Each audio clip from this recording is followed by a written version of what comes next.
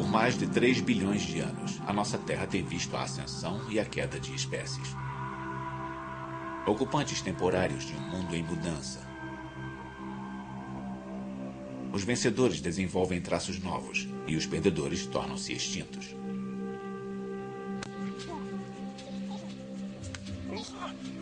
E então, há cerca de 5 milhões de anos, surgiu um animal cuja vida foi modelada pelo pensamento, bem como pelo instinto.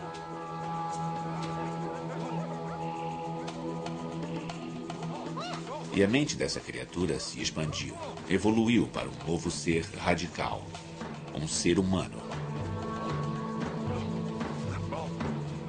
Mas como eles tornaram-se nós? Somente conhecendo-os, podemos conhecer verdadeiramente a nós mesmos e responder à pergunta mais importante de todas. Humanos. Quem somos nós? O nascimento da mente humana. Distribuição sinapse. Primeiro ato. Preparando o palco. Nós achamos que sabemos quem somos. Homo sapiens, a espécie mais inteligente e versátil da Terra. Muita coisa em nós é diferente dos outros animais. Nossa música, nosso movimento, nossas habilidades, nossas vozes e palavras.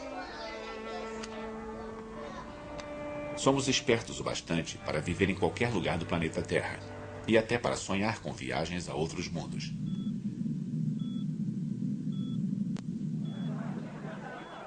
Mas como isso aconteceu? Por que somos tão singulares? Cientistas começaram a desvendar o mistério.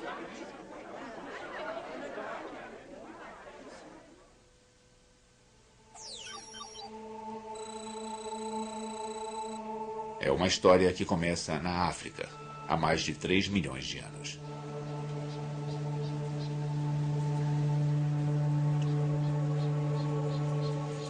As selvas da África estão cheias de macacos primitivos. Seres que andam sobre 4 membros. Ninguém os chamaria de seres humanos. Mas há feras novas na área. Macacos que andam sobre apenas 2 pernas. Esta criatura nos dá um indício do nosso parentesco. E a espécie mais conhecida vem da África do Sul. Aqui ao meu lado direito está um antigo parente do ser humano chamado Australopithecus africanus, que viveu há cerca de 3 milhões de anos. Como podem ver, o nosso Australopithecus está de pé e tem as proporções do corpo bem primitivas, com braços relativamente longos e pernas relativamente curtas. Esta é uma razão pela qual é muito comum que paleontólogos chamem estes seres humanos primitivos de macacos bípedes. Os cientistas chamam isso de bipedismo. Começa com uma única família de macacos que carrega uma nova mutação genética. Genes que permitem que eles andem de um novo jeito. E floresçam. A evolução não é uma coisa que acontece por demanda. A evolução é um processo de seleção entre variações que surgem espontaneamente e sem uma razão particular.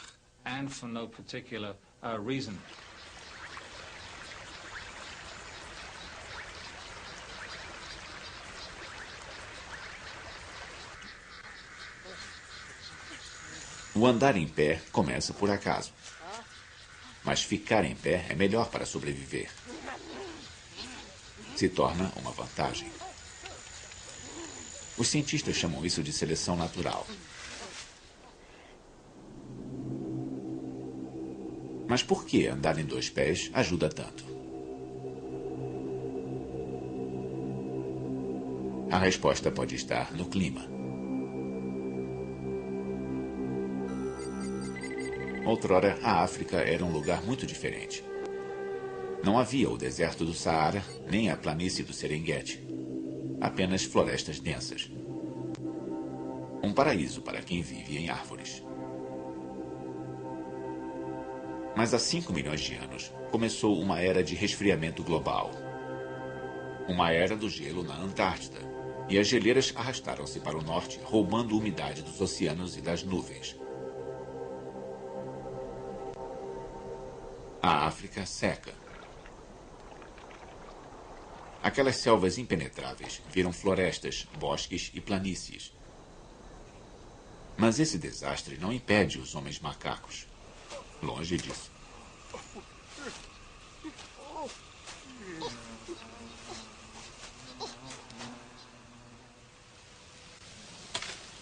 Pistas para o seu sucesso podem ser encontradas na África do Sul, em seus ossos fossilizados.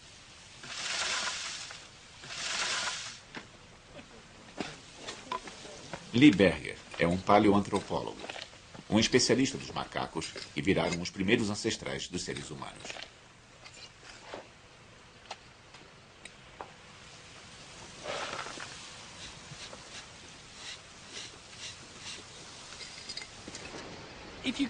Se a gente pudesse entrar numa máquina do tempo e voltar uns 3 milhões de anos, o meio ambiente em que nossos pequenos australopitecos viviam não seria muito diferente do que se vê à minha volta agora.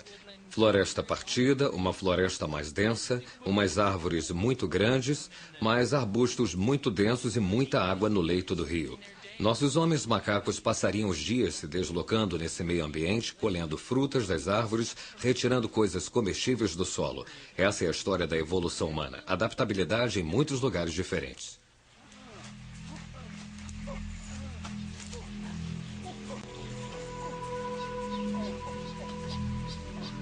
Os australopitecines podem andar de um pequeno grupo de árvores até outro. Eles são altos o bastante para ver o perigo por cima da vegetação. Estes esquisitos foram os sobreviventes. Mas a maior parte dos andarilhos, sobre 4 membros, não se adaptou.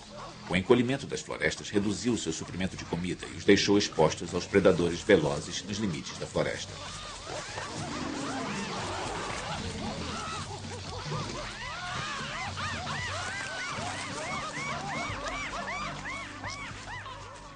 Muitos foram extintos. Os australopitecines tomaram florestas no leste e no sul da África.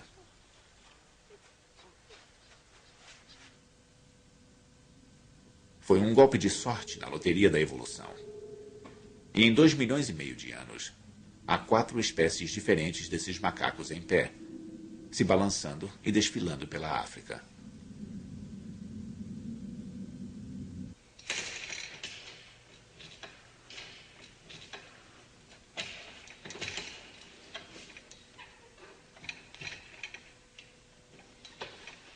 Nossos corpos detêm a mesma característica. Braços para balançar. Pernas compridas para correr. Mas o trabalho de reengenharia da natureza nos deixou com muitas dores. Nós temos pés chatos, joelhos que se torcem, costas doloridas e todo um legado disso, de pegar um esqueleto essencialmente quadrúpede, um esqueleto de 4 pernas e deixá-lo de pé.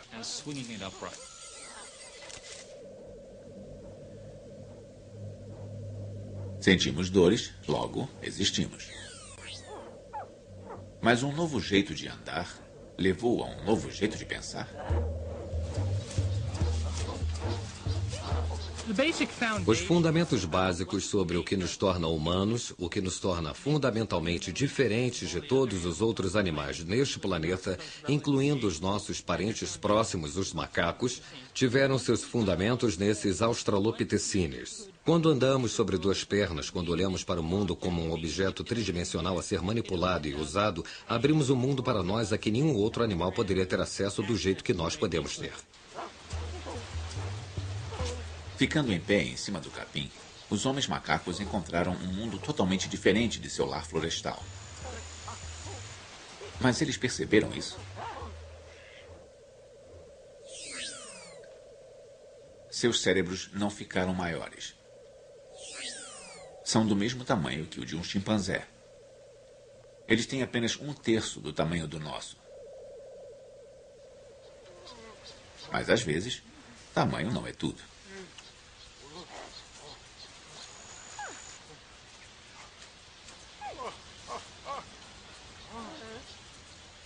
Na minha mão eu tenho o cérebro de um Australopithecine e estamos tentando entender qual é a diferença entre este cérebro de Australopithecine e o do chimpanzé. Esta área é uma pista-chave. Ela mudou para a parte de trás do crânio, deixando mais espaço na frente para o cérebro lidar com problemas novos. Isso permitiria ao animal reconhecer melhor os rostos, ter comportamentos sociais complexos, definir locais de alimentação, fontes de água. Na verdade, ele está expandindo a sua adaptação ambiental.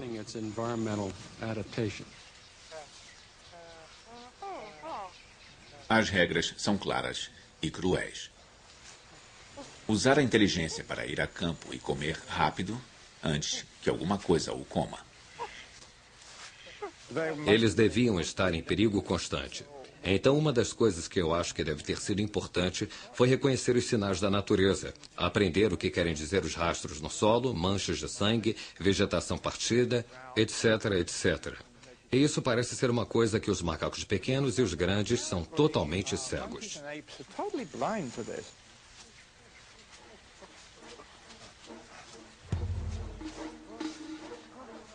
Foi assim que nós começamos. Um punhado de mutantes genéticos se deslocando de suas árvores pelas planícies abertas. Uma aventura arriscada que leva a um novo tipo de cérebro em um novo tipo de corpo. E isto é apenas o início da história humana.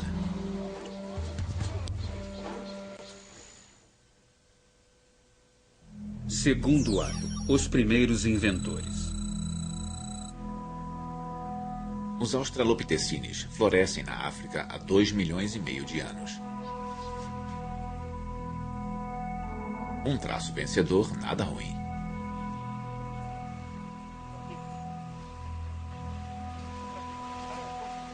Mas então os homens macacos começam a morrer. E, de novo, eles podem culpar o clima.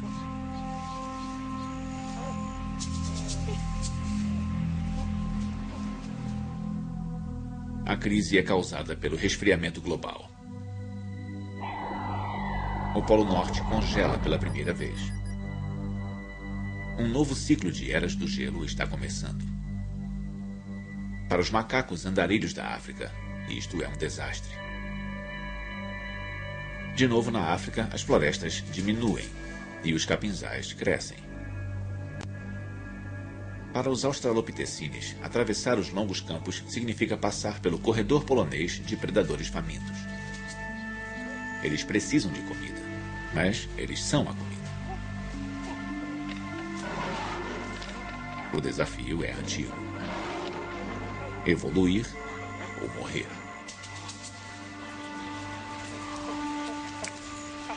Felizmente aparece uma nova mutação entre os homens macacos. E surgem criaturas com dentes e presas imensas. Elas comem castanhas e raízes duras. Este vegetariano durão, chamado robustus, é estudado pelo paleoantropólogo Rick Potts. O que temos aqui com o Robustus australopithecine é o que eu gosto de chamar de a máquina de mastigar na história de nossa família. Esta é uma espécie muito bem sucedida que tinha jeito para se adaptar às mudanças climáticas da época, a secagem da savana africana. Era uma criatura adaptada à savana, um especialista em habitats, mas muito bem sucedido nos meio-ambientes daquela época.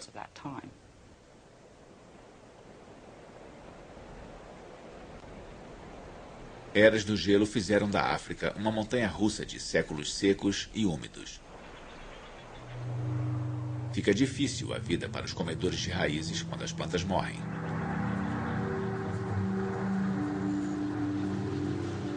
E após 1 milhão de anos, os robustos descobrem que se especializaram na comida errada. Eles morrem. Um beco sem saída evolutivo. Mas, por sorte, há mais de um jeito de evoluir para um homem macaco melhor. Quando os meio-ambientes mudam, há duas estratégias que podem ser usadas para a evolução dos animais. Uma é virar um especialista, se adaptar a uma faixa estreita e específica de habitats e condições, como a maioria das espécies hoje. O segundo modo é virar um generalista, que é expandir as opções da sua linhagem, diversificar o seu comportamento e ser capaz de viver em uma grande variedade de ambientes. Essa também foi uma estratégia bem-sucedida e importante, principalmente na evolução humana.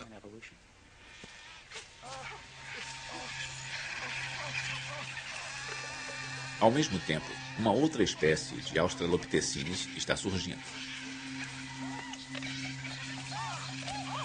Os generalistas, capazes de adicionar carne às suas refeições, seja fresca ou podre. Esta nova dieta transforma a África em um buffet aberto, chova ou faça sol. Comer carne muda tudo. Os carnívoros não precisam de quilômetros de intestinos para digerir plantas difíceis. Suas tripas encolheram e sua caixa torácica se apertou. É o nascimento da moderna linha da cintura. Este povo macaco está evoluindo para algo totalmente novo. Há muito mais proteína em um rato do que em uma raiz. Sobra o bastante para abastecer um aumento no tamanho do cérebro. Ele dobra. E o resultado é um ancestral humano que nós podemos reconhecer. O que temos aqui é o Homo erectus. É o que eu gosto de chamar de a máquina pensante na história da nossa família. Então temos a máquina de comer e a máquina de pensar. E podemos ver que sua cabeça dá muito menos ênfase em comer os alimentos difíceis da savana que estavam disponíveis na época e é mais propícia a desenvolver um cérebro grande.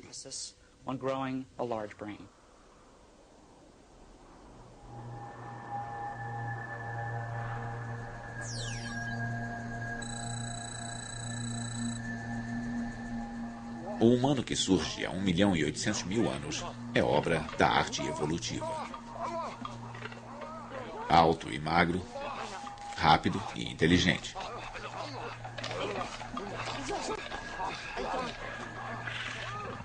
Um carnívoro que apoia-se em ferramentas para devorar suas refeições e em suas pernas quando os predadores tentam devorá-lo, fugindo mais rápido do que qualquer ancestral macaco.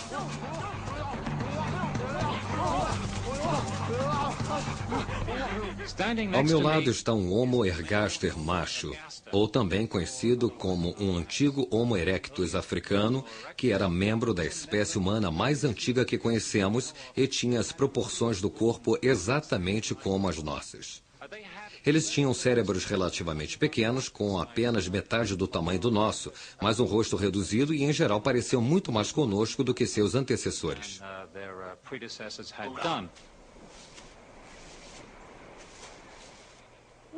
O Homo erectus é o primeiro a passar de 1,80 m de altura, o primeiro ser humano realmente à vontade nas vastidões. Caçador e saprófago, cuja dieta rica em proteína vai direto para a cabeça. Seu novo cérebro é o maior já visto entre os primatas.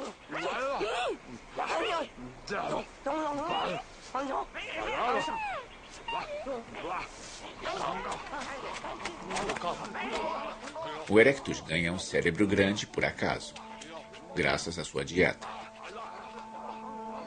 E isso resulta em um mundo de novas possibilidades.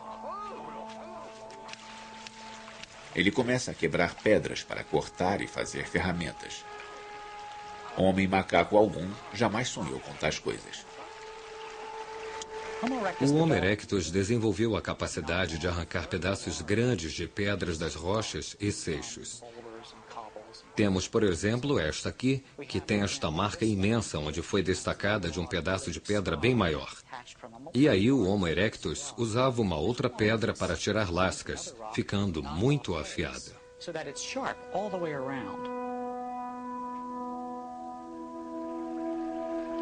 Este é o nascimento do homem tecnológico. Um ser que faz e usa ferramentas para estender seu alcance sobre o mundo. Com estas ferramentas de pedra, os primeiros humanos como o Homo erectus tinham a capacidade de fazer tudo o que os outros animais podiam fazer com os dentes.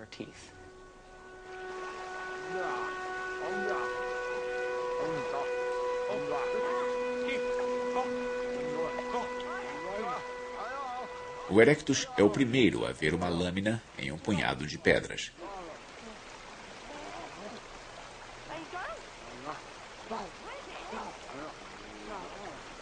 Para fazer essas ferramentas, o Erectus teve que entender como as rochas se quebram. Habilidades que se apoiam em um tipo especializado de inteligência humana totalmente novo, de acordo com o antropólogo Stephen Maiden.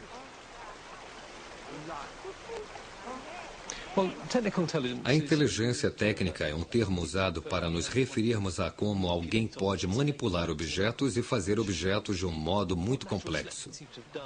O que a seleção natural parece ter feito foi botar em nossas mentes um conhecimento intuitivo sobre física, cultura material, fabricação de artefatos. Então, de modo simples, quando alguém cresce nessas sociedades, pode aprender rapidamente a usar essas ferramentas. É como aprender línguas hoje. As crianças adquirem isso, elas não fazem esforço algum.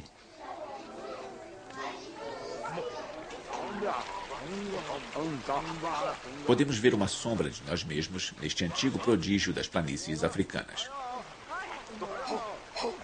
Por exemplo, seus machados de mão parecem ter sido feitos por destros. Nenhum outro primata favorece uma das mãos em detrimento da outra. Na minha mão eu tenho o cérebro do Homo erectus. Esta é a parte frontal do cérebro. Esta é a parte traseira do cérebro.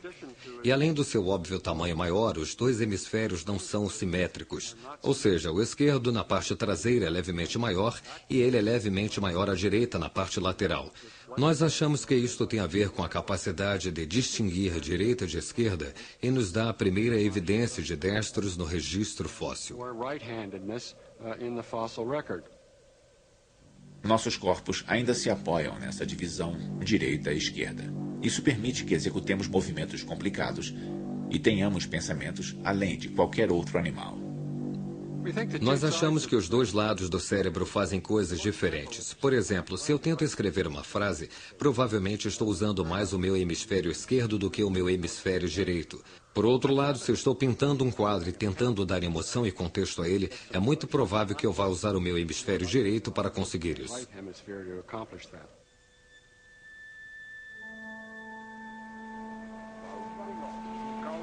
Um novo cérebro em um novo corpo.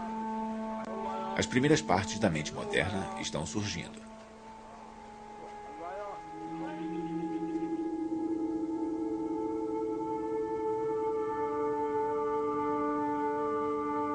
Com o Erectus, estamos a mais da metade do caminho que nos separa dos macacos.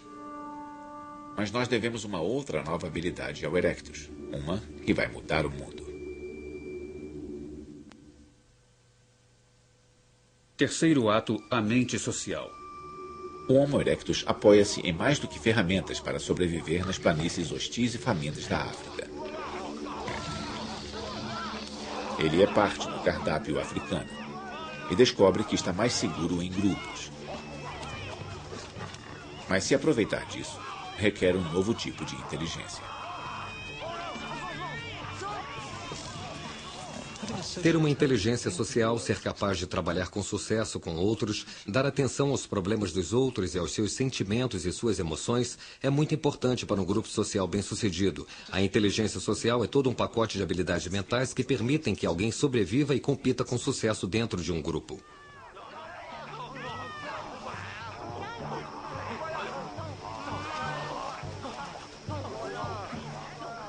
O Erectus vive em grupos de 2 a 100 pessoas, muito maiores do que qualquer sociedade de macacos.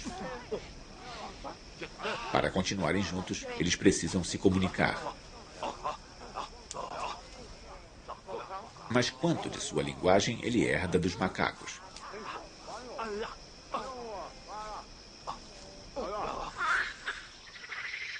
Para os macacos, grandes ou pequenos, os gritos eram usados para avisar sobre um perigo iminente ou para fazer propaganda de sexo.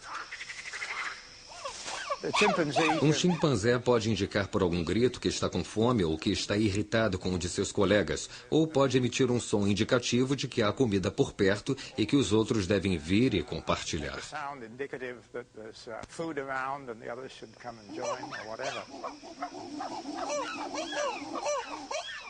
Os chimpanzés não formam frases com seus sons, nem contam histórias.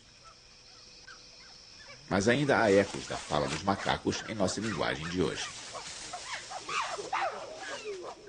Quando rimos, choramos ou fazemos gestos, ou quando ameaçamos as pessoas, o fazemos tal como os animais fazem com o seu sistema de comunicação.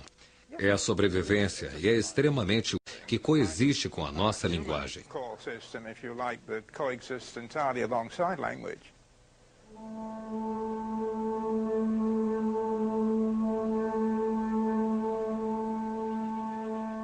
Enquanto grupos de Homo erectus vêm e vão, perambulando e se agrupando, eles evoluem para além da comunicação emocional, até a primeira linguagem humana primitiva.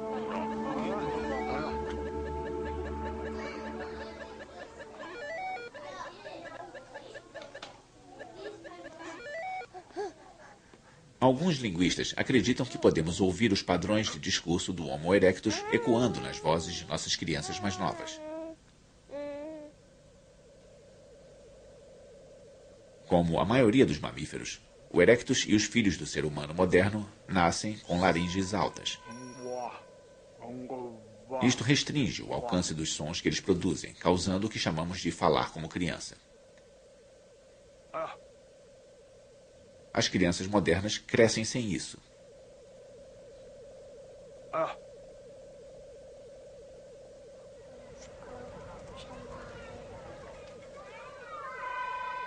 Aos 2 anos, a laringe de uma criança desce na garganta, abrindo espaço para os músculos que fazem a conversa de adulto. Mas para o erectus, o falar como criança pode ter durado uma vida. Mas sobre o que eles falavam? Quando vemos como usamos a linguagem hoje, a maior parte é fofoca. Falamos sobre relacionamentos sociais. Eu acho que há um bom argumento de que o nosso amor pela fofoca hoje é uma ressaca evolutiva e nos diz para o que a linguagem evoluiu originalmente. Esse elo com a conversa fiada é intrigante, mas o linguista Derek Bickerton acha que o Homo erectus tinha assuntos mais urgentes em mente. Eu sei que é uma escola de pensamento que alegava que a linguagem se desenvolveu para que os homens pudessem saber o que suas esposas estavam fazendo quando eles estavam fora caçando. Aí eles voltavam e suas mães diziam: "Ah, bem, enquanto você estava fora, sua esposa estava dormindo, etc, etc."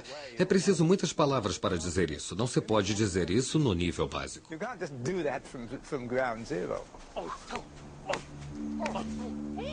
O Dr. Bickerton acredita que as primeiras frases humanas foram informações sobre onde o jantar estava sendo servido. Seria possível para um desses grupos de caça conseguir comida, trazê-la para os outros e contar como foi. É muito mais econômico se for resumido a uma palavra. Vocês podem vir com suas pedras e gravetos e afugentar as hienas. E pronto, comida para uma semana.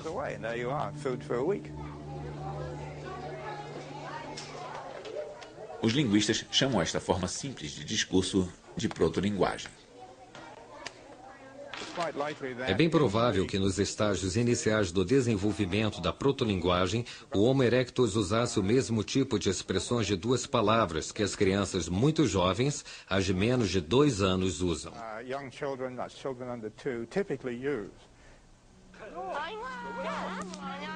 Ferramentas de pedra e a linguagem simples dão ao erectus uma vantagem evolutiva. Ele sobrevive por bem mais tempo depois de todos os homens macacos terem sido extintos.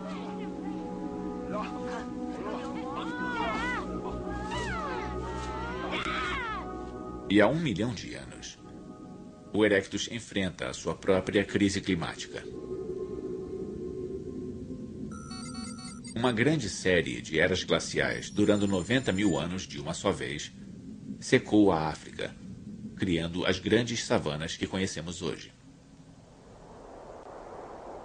Mas há também décadas de clima de vapor úmido alternadas com a seca e o frio.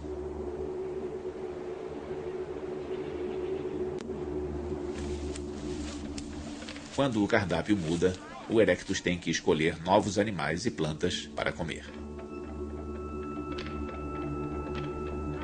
Sua sociedade está organizada bastante para pegar suas coisas e se mudar com as estações.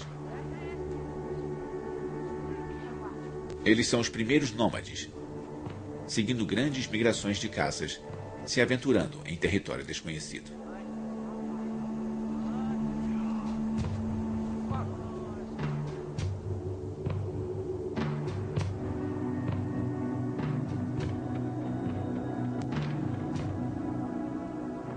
Século após século, alguns bandos pequenos foram para o norte, para fora da África e através da Ásia, movidos pela fome e pela curiosidade. É o nascimento do desejo de viajar.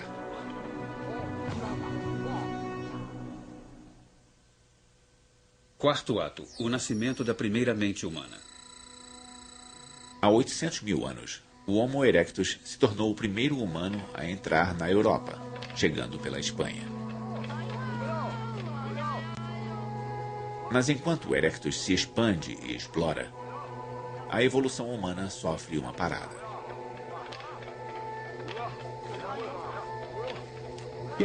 Durou muito tempo a presunção de que a evolução é um tipo de processo linear e que se os nossos ancestrais remotos tinham cérebros menores e nós temos cérebros maiores, então nas épocas intermediárias deve ter havido um processo lento de aquisição de aumento de inteligência.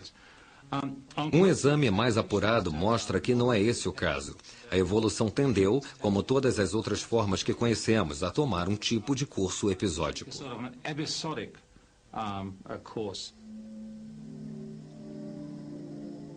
Com um cérebro da metade do tamanho do nosso, o erectus é capaz de falar e de perambular. Mas ele faz as mesmas ferramentas pelo incrível período de 1 milhão de anos. Hoje, a tecnologia muda a cada dia. Mas para o erectus, a inovação é literalmente impensável. Uma parte da mente humana moderna não está lá. Mas isso vai mudar na Europa durante a Era do Gelo. O erectus encontra um mundo muito diferente de seu lar africano. Ele enfrenta a extinção na neve.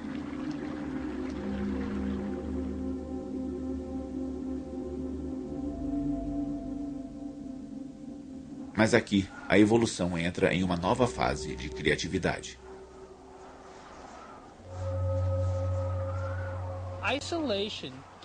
O isolamento pode ser uma vantagem seletiva, permitindo que certos aspectos se sobressaiam em uma população e que essa população se expanda quando acabar o isolamento. Há muito espaço na Europa para ficar isolado e para aparecerem novas raças de humanos. O tamanho do cérebro começa a crescer. Primeiro, há cerca de 500 mil anos, e depois, por volta de 200 mil anos atrás, um cérebro tão grande quanto o nosso, em uma criatura chamada de Neandertal.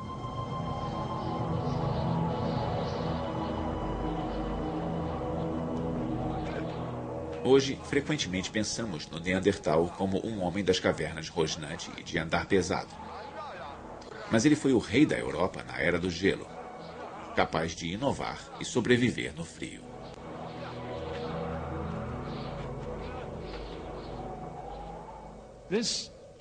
Este cavalheiro aqui à minha direita é o Neandertal.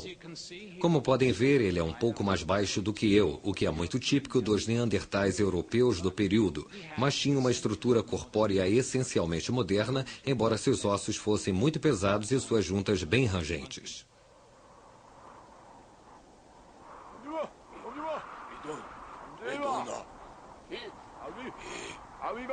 Os neandertais são baixos e têm bom isolamento térmico, feitos para sobreviver no frio.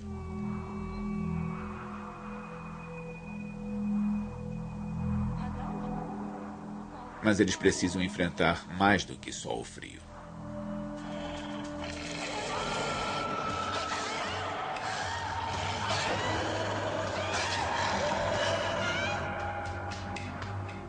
Há evidências de que os neandertais caçavam as suas presas, em muitos casos, em espaços confinados. E talvez por isso muitos neandertais apresentem ferimentos e fraturas. Isso pode ser resultado de acidentes de caça.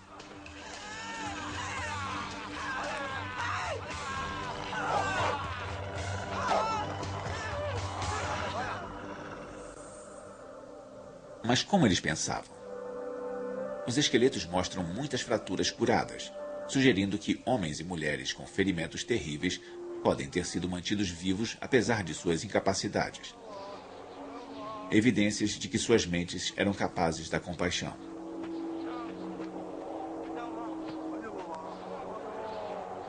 Outra pista do comportamento neandertal vem do formato de seus cérebros.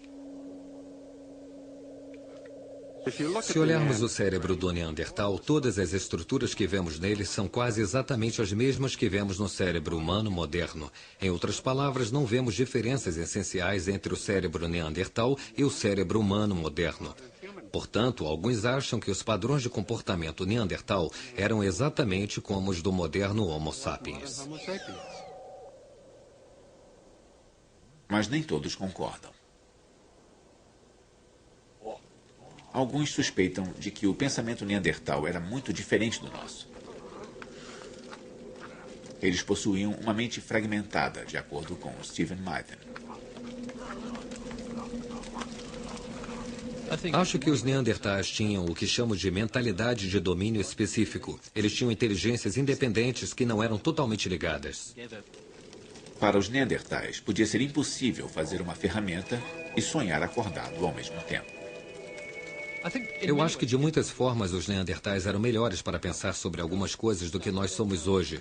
Acho que seus poderes de concentração deviam ter sido imensos. Quando estavam fazendo as ferramentas de pedra, não se distraíam, eles só faziam ferramentas de pedra. Os neandertais viveram tão recentemente que muitos cientistas acreditavam que eles deviam ser nossos ancestrais diretos.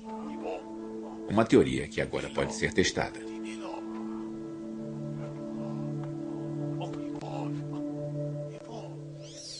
O DNA de humanos modernos e ossos de neandertais são comparados para identificar diferenças genéticas. Entre humanos e neandertais, houve 27 diferenças, muito mais do que encontramos normalmente quando comparamos um humano a outro. Isso demonstra que os neandertais e os humanos anatomicamente modernos são realmente muito distintos.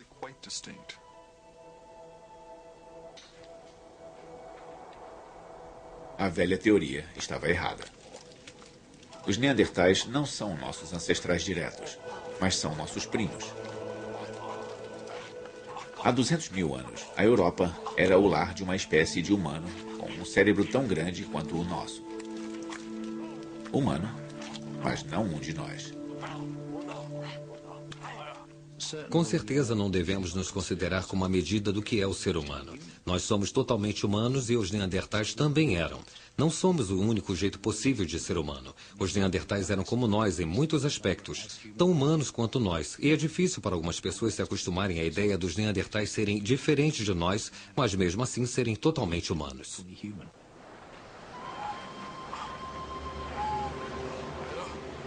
Então, de onde veio a nossa espécie e por que nós evoluímos? Este é o próximo e maior enigma na história humana.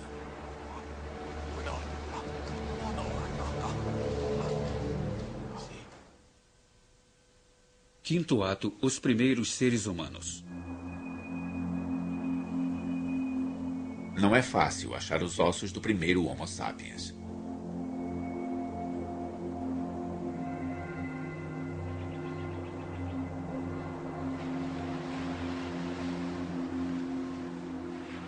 Até agora, a evidência mais antiga vem de uma caverna à beira-mar, perto da cidade do Cabo, na África do Sul.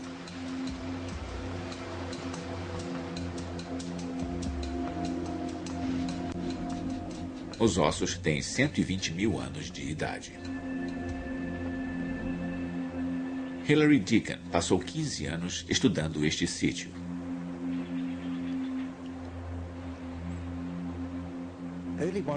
Os primeiros humanos são diferentes de seus predecessores por terem uma testa muito mais vertical, por terem queixo e vários aspectos cranianos anatômicos.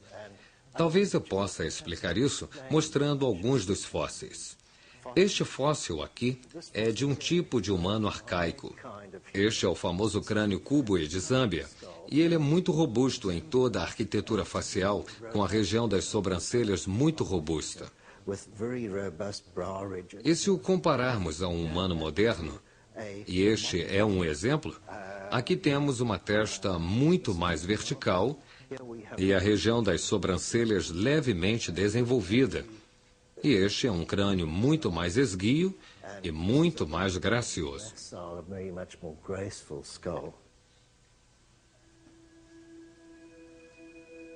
Em fragmentos de ferramentas e ossos, os pesquisadores procuram pistas da estrutura da sociedade humana.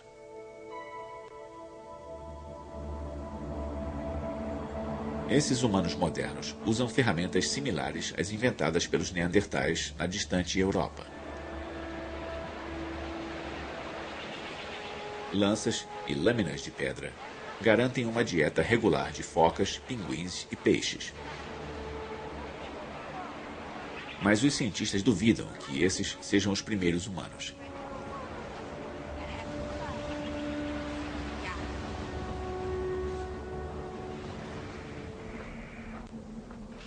Até que ossos mais antigos sejam encontrados, o local de nascimento de nossa espécie é um mistério. Duas ideias surgiram. A primeira é chamada de teoria saído da África. Se for verdadeira, todos nós começamos aqui, em algum lugar das vastas planícies da África.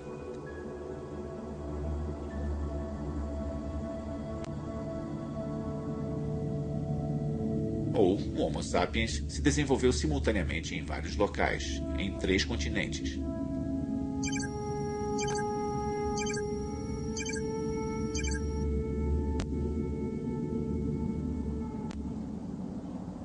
Por essa teoria, alguns neandertais na Europa evoluíram para formas modernas. Na Ásia, o Homo erectus também fez a transição para um cérebro maior.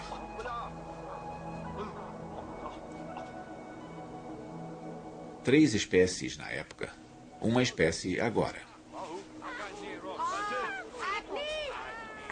Se esta teoria multirregional for verdadeira, estes grupos separados teriam se deslocado, se encontrado, se acasalado e trocado genes até que todos os humanos da Espanha até Java virassem uma raça comum. Os geneticistas como Lynn Jordi são céticos. Um dos problemas reais da hipótese multirracial é que ela requer um número imenso de seres humanos na África, na Ásia e na Europa para permitir que o gene flua. Uma população muito pequena de humanos, 10 mil ou menos, não é o bastante para cobrir o globo em uma quantidade suficiente para permitir que o gene flua ao nível que seria necessário.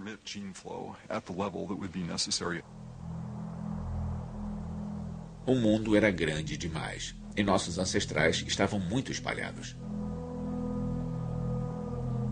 Mas novas evidências genéticas podem ser capazes de resolver o enigma de nossas origens e de explicar como um minúsculo grupo de ancestrais poderia ter sido a semente dos humanos que conhecemos hoje. Analisando o DNA de gente do mundo inteiro, os geneticistas podem calibrar um tipo de relógio evolutivo. Eles procuram mutações, mudanças aleatórias inofensivas em nosso DNA, que se acumulam com o tempo. Quanto mais antiga é uma raça, mais mutações ela deve conter.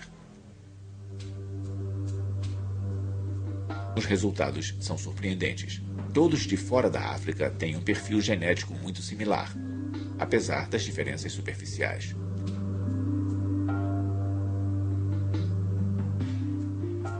Mas o povo africano é diferente. Seu DNA contém uma variedade muito maior de mutações. A diversidade africana é substancialmente maior, significativamente maior do que a diversidade de fora da África. Isso é o que se esperaria em uma população mais antiga, a população original dos anatomicamente modernos seres humanos. Esta pode ser uma evidência de que os seres humanos modernos se originaram naquela população africana mais antiga. Saber que todos viemos da África nos aproxima mais de descobrir os nossos Adão e Eva evolutivos. Mas deduzir onde a humanidade começou não explica como a humanidade começou. Para achar essa resposta, temos que voltar à África há 150 mil anos. Há uma espécie humana primitiva aqui, descendente do Homo erectus. Estes seres são nossos ancestrais diretos. Eles evoluíram porque encontraram sérios problemas.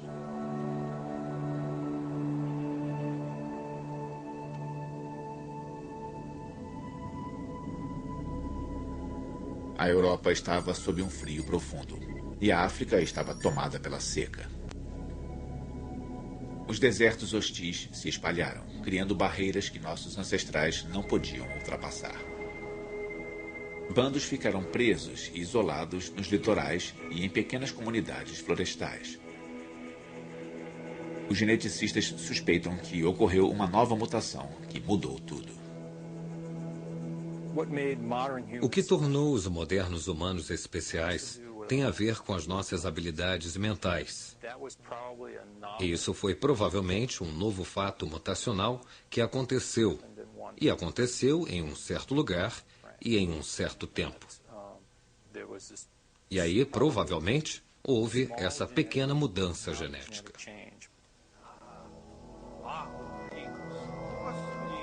Uma mudança acidental em uns poucos genes pode mudar radicalmente o modo como as pessoas vivem e pensam. Seria uma mudança na tecnologia básica que eles usavam, talvez uma mudança no sistema social e, é claro, também pode ter sido uma mudança na biologia, na forma do corpo, ou talvez até uma mudança no modo como o cérebro operava.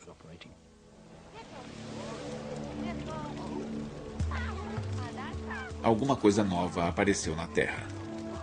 Um pequeno clã de humanos que são os ancestrais de todos os que vivem hoje. Eles têm um novo tipo de mente, um pacote de capacidades que dá a eles um modo diferente de pensar. O nosso modo de pensar.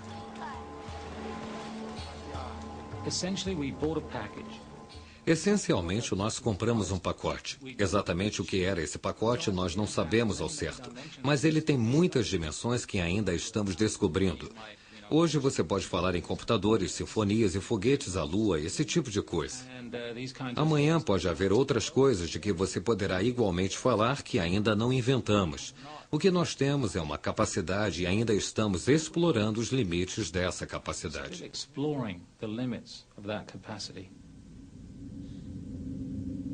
A nossa espécie e a nossa mente levaram 5 milhões de anos para evoluir. Durante a maior parte da história, fomos homens com aparência de macacos. Mas então, quase no último minuto, os primeiros humanos realmente inteligentes aparecem como neandertais e, um pouco depois, como nós mesmos. Os primeiros Homo sapiens são a mais jovem das espécies humanas. Mas eles não estão sozinhos. Na Europa, os neandertais continuam sua luta para sobreviver na Era do Gelo. Na Ásia, o Homo erectus ainda está se fortalecendo.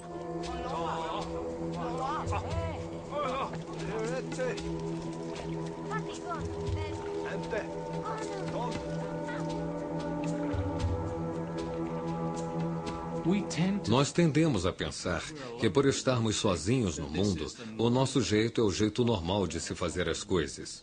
Mas com certeza não é. Se olharmos para trás, para os registros fósseis, descobrimos que há várias espécies dividindo o meio ambiente e, com certeza, dividindo o mundo umas com as outras. Não só uma espécie humana, mas várias. Logo, elas vão se unir em um confronto que vai decidir o destino da nossa espécie e transformar o mundo.